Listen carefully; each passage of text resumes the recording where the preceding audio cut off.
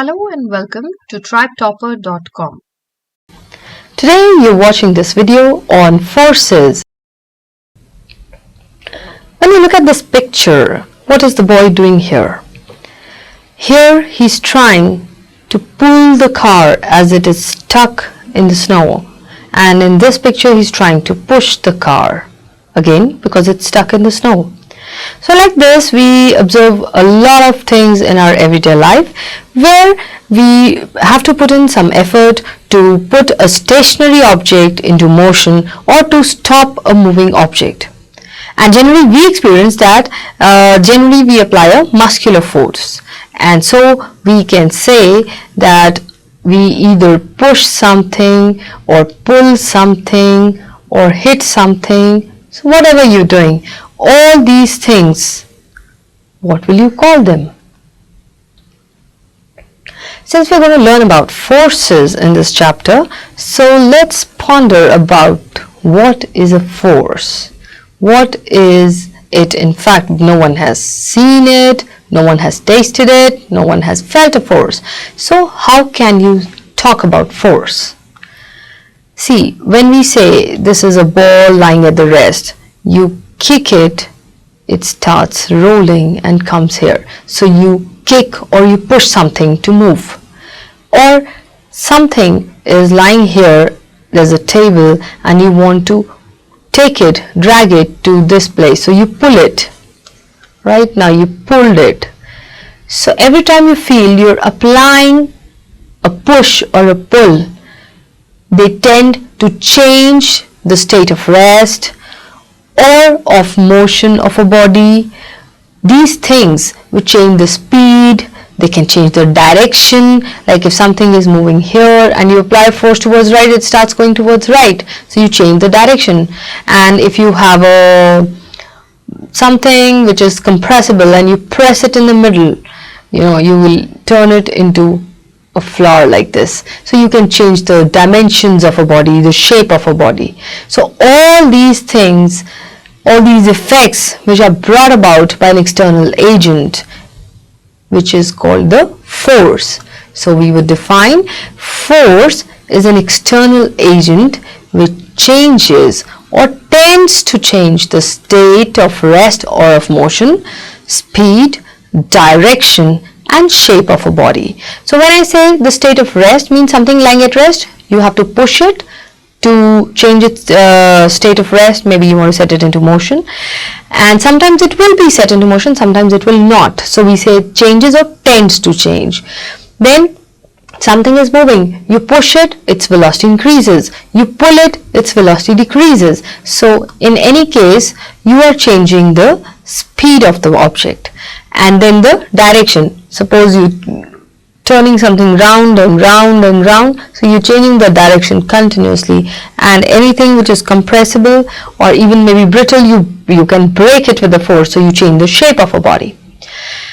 And another important thing about force is that it has a magnitude and direction both. So it is a vector quantity, because alone magnitude doesn't decide the force, it's the magnitude and the direction together which give us the total force acting on a body.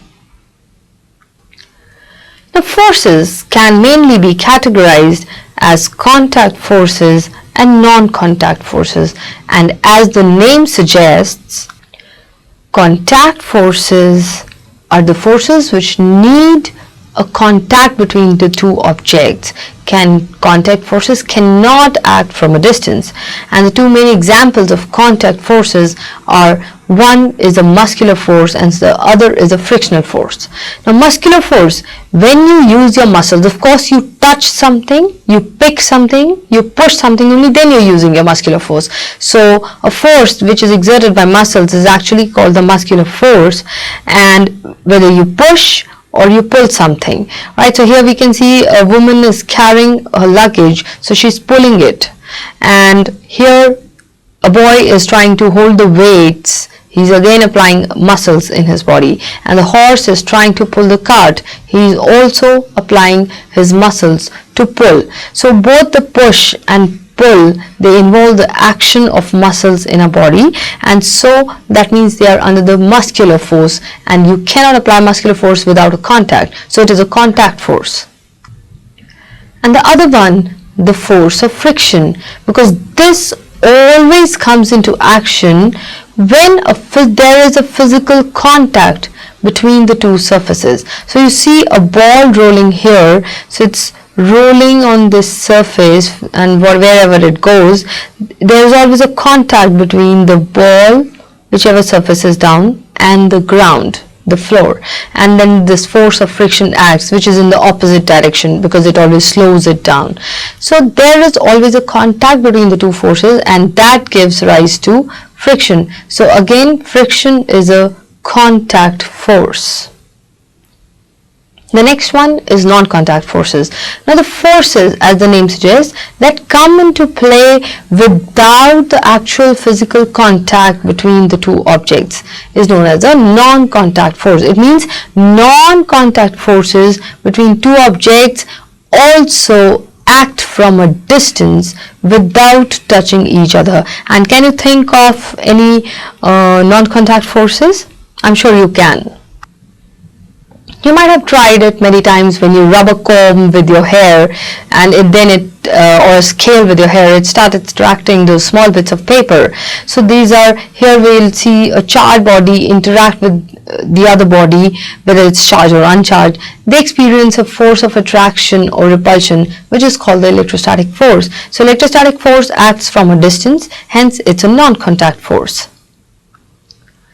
Similarly, I'm sure you must have played with the magnets. You can see that the forces between two magnets, or you might have seen a magnet and some magnetic substances, like here you can see some paper pins, paper clips are attracted by a magnet, or the nails, they get attracted to a magnet, and here there are two magnets repelling each other from a distance. So you can attract or repel something from a distance when you use a magnet. So then again, a contact is not required, it acts from a distance. So therefore magnetic force is also a non-contact force, right?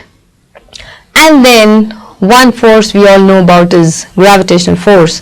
So because when an apple or any fruit falls down from a tree, it's not in contact with the earth, but still once it ripens or it is plucked, it falls down because the earth attracts objects towards it, and that is known as the force of gravity. So gravitational force also acts from a distance, and hence it is also a non-contact force.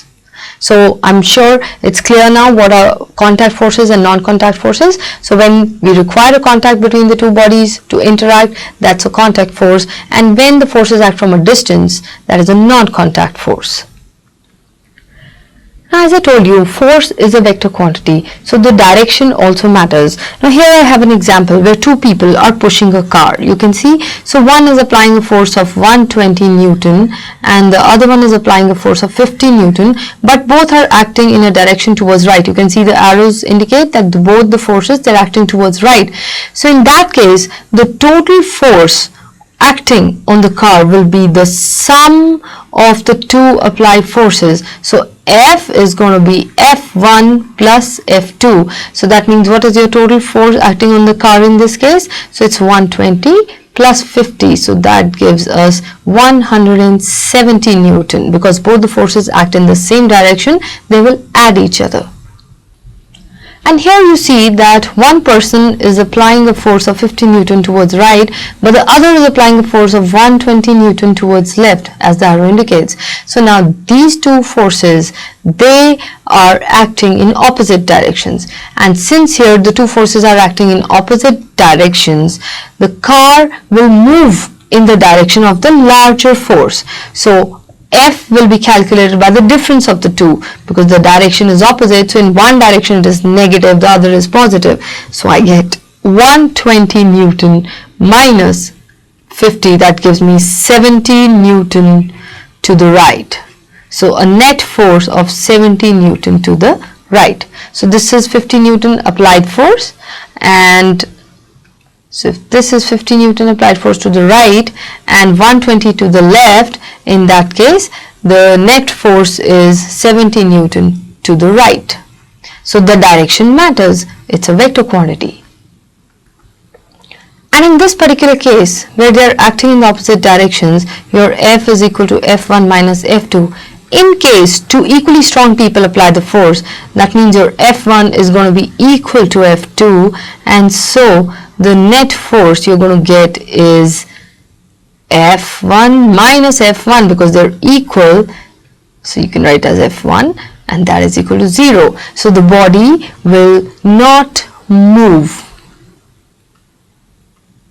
Right? And from this we understand that if if an object is acted by two or more forces and there is a net non-zero force acting on the object, then the forces are said to be unbalanced, and in that case your object will move, and it will move with a variable velocity, because there is net force acting in one direction which will either increase or decrease its velocity, so it is moving with a variable velocity. But if a net zero force acts, as I just showed you, that if one person pulls the car from one side with a force of 100 Newton and the other pushes it with a force of 100 Newton from the other side, like just a second, like we can see here. So in case this force is also 120 Newton, so in that case the net force is going to be 120 minus 120, and that will be 0. So when we have a zero net force acting on an object, then the forces are said to be balanced, and hence either the object does not move at all or it keeps moving with a constant velocity. Velocity will not change because the net force is not acting on it. So if two forces act along the same direction on a stationary object, they move the object and speed it up. If two forces act on an object along opposite directions, then the object moves in the direction of greater force.